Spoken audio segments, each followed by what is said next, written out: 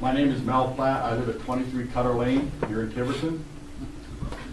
Basically, 23 Cutter Lane is part of the Villages. We're 100% recyclers. We happen to use a trash bin instead of a bag. And I know as I read the note here and it said, hey, we're talking about a bag system. For those of us who have the receptacles, I guess I would hope that you consider in the program the fact that instead of a bag, there are people in this town, probably about 130 of us, that use a receptacle, and I would hope that that gets properly factored into the regulations. Thank you.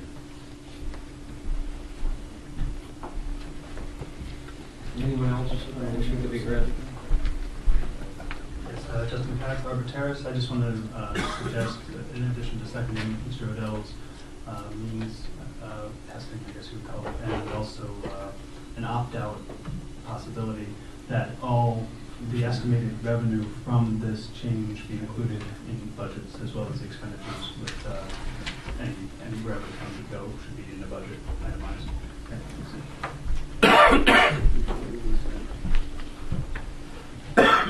Anyone else wishing to be heard?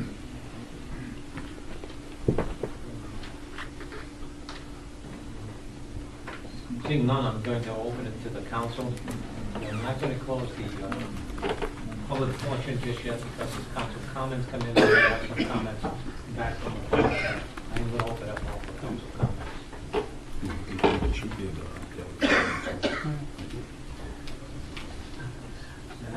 Well, I just,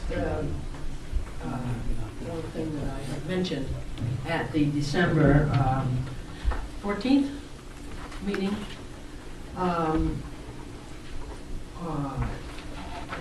I sort of have a proposal on how to handle some of the questions that we have.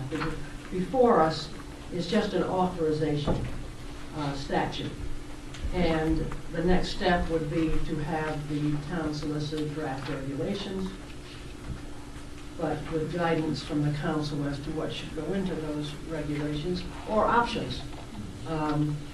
But one of the things that I had suggested was that the landfill operation itself, and I believe we appropriate roughly $300,000, Jim, for the landfill, just the landfill. Well, let's use that for the moment. That I thought that the restricted fund should cover the expenses of the landfill operation itself, as well as the putting aside the cost to build and close the landfill. And I say that for a number of reasons. One, if we are going to be charging any fee, that we,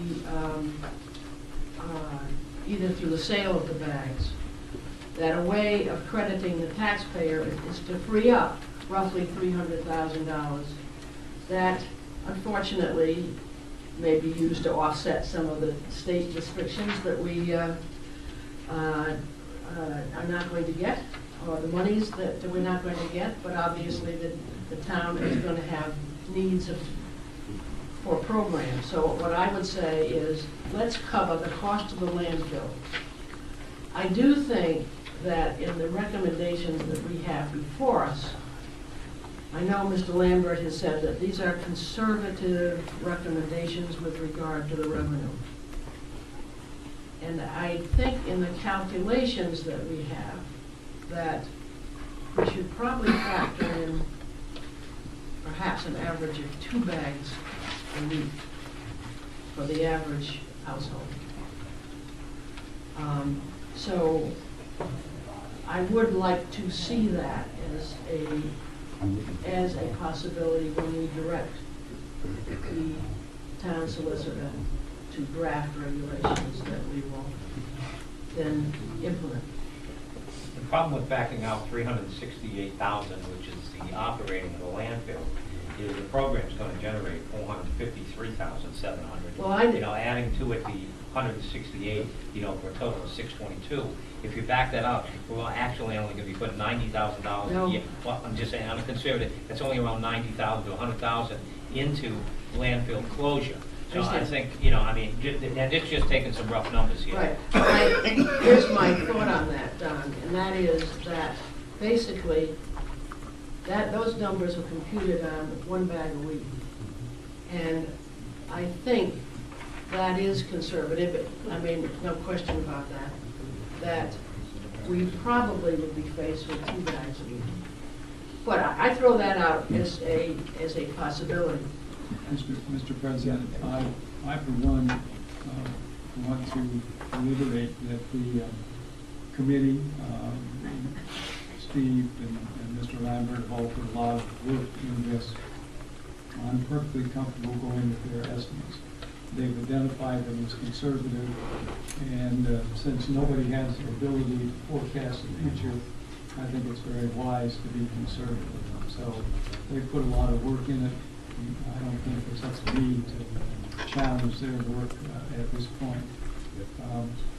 For my purposes, I think the money should go only directly to the restricted account to accumulate funds for the landfill closure and the construction, well, acquisition, construction of the transfer station. Assuming that in the interim something doesn't develop technologically, which it probably won't.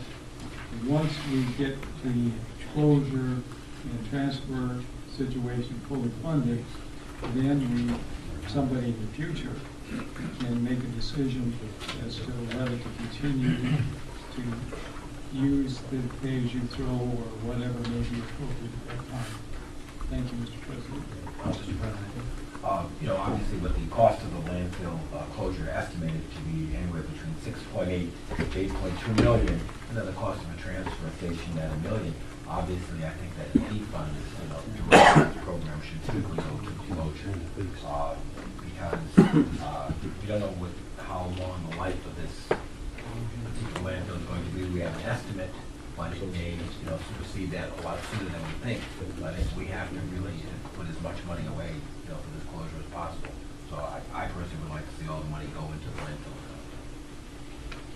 And while we hadn't considered using, on a committee, we hadn't considered other uses of the money, I think we did have 2 concerns, and I think I'm speaking for the committee. One was, gee, can we really predict what the cost is going to be 5 to 6 years from now? That was number one. And then a second concern was, while we've included the $168,304 that comes from the financial town meeting every year, we're never sure from year to year whether that $168,000 can just disappear like that. If we don't lose it for the next 5 or 6 years. I understand where Ms. Durkee is coming from, but I would second the suggestion by Mr. Lenny. Let's wait, let's see. It may be a little premature to be talking about specific other spending. Let's see how this works for the next few months, or maybe the next 6 months or a year. I have some concerns. My concern is not, it is with the low income, unemployed, you know, and you know, I mentioned it in December, and I'll mention it again, that we maybe should have a system that allows each resident to put out a bag, because it's reasonable, and then charge for all additional trash on top of that. That takes care of somebody who's out of work, someone who doesn't have an extra $100 a year, even if they were only generating, you know, a small bag a week. So I had a concern in that, but I do want to see whatever money's generated stay into a restricted account for landfill closure. The numbers we have set aside, and the figures of 6.2 million to $8 million for closure, you know, maybe $12 million in 5 years when we're going to close.